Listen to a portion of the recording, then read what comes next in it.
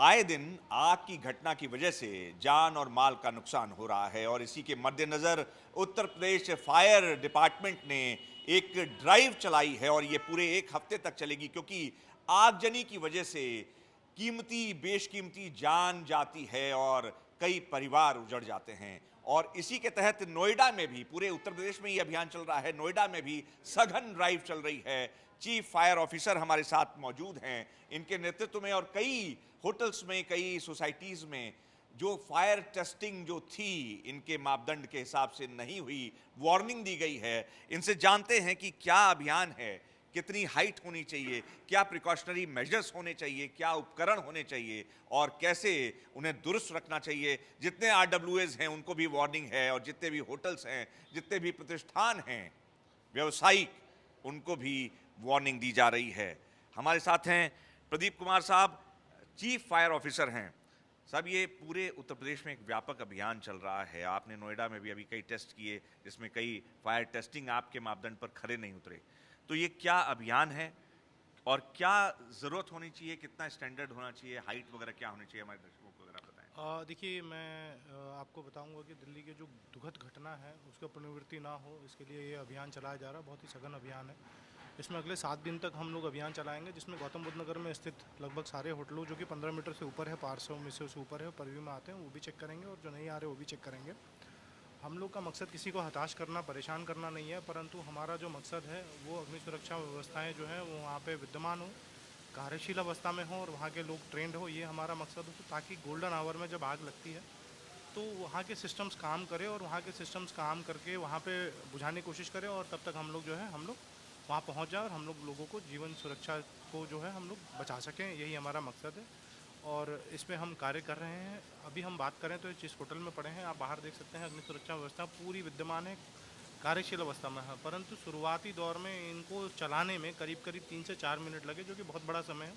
उसके लिए भी हमने इनको नोटिस जारी करेंगे। जो यहाँ का ट्रेंड मैन पावर है वो शिफ्ट हो गया है, क्योंकि होटल में लोग आते हैं और जाते हैं, परंतु इनकी जो नैतिक जिम्मेदारी है कि ये वहाँ पे अग्नि सुरक्षा व्यवस्थाओं को कार्यशील अवस्था में रखें और वहाँ के लोगों को ट्रेंड करें।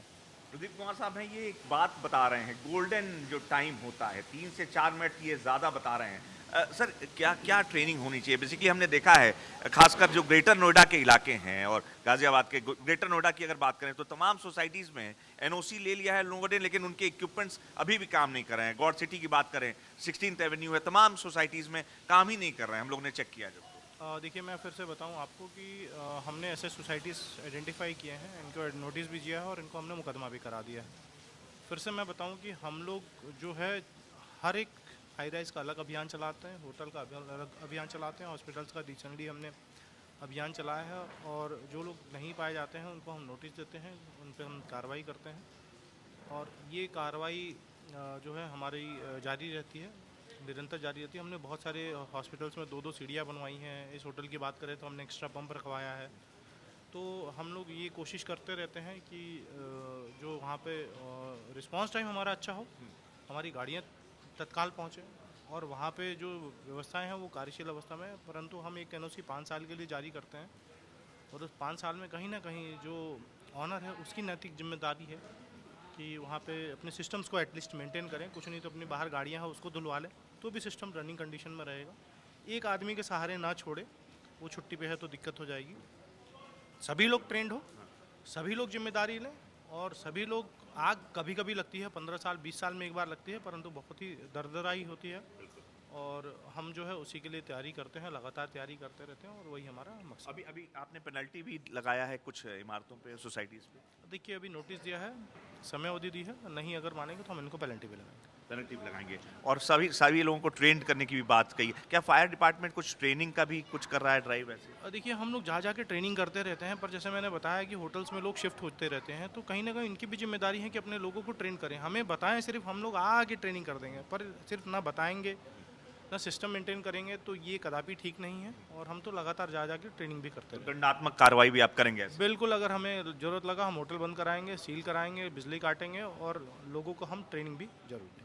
तो ये है चीफ फायर ऑफिसर, ये कह रहे हैं कि दंडात्मक कार्रवाई करेंगे, ट्रेनिंग देंगे। गोल्डन जो टाइम होता है 2 से 3 मिनट का और बहुत त्वरित, जिसको कहते हैं क्विक एक्शन, और क्विक रिस्पांस होना चाहिए। और जो अधिकारी हैं वो ये होटल का एंट्री एग्जिट पॉइंट भी चेक कर रहे हैं कि कहाँ से एंट्री हो रही है, कहाँ से एग्जिट हो रहा है, सिंगल एंट्री एग्जिट तो नहीं है। तो कुल मिला के सारे होटल्स का और सारे बिल्डिंग्स का, सोसाइटीज़ का और ग्रेटर नोएडा की सोसाइटीज़ हों चाहे नोएडा की, सब पर निगरानी है। कई सोसाइटीज़ और होटल्स को एक नोटिस या कह सकते हैं चेतावनी भी दी गई है, और अगर वो समय पर अपनी कार्रवाई, अपनी जो व्यवस्था है वो ठीक नहीं करते हैं तो उनके खिलाफ जेल भेजने की भी कार्रवाई होगी या अन्य जो दंडात्मक कार्रवाई है, होटल सील करने की भी कार्रवाई मुमकिन है।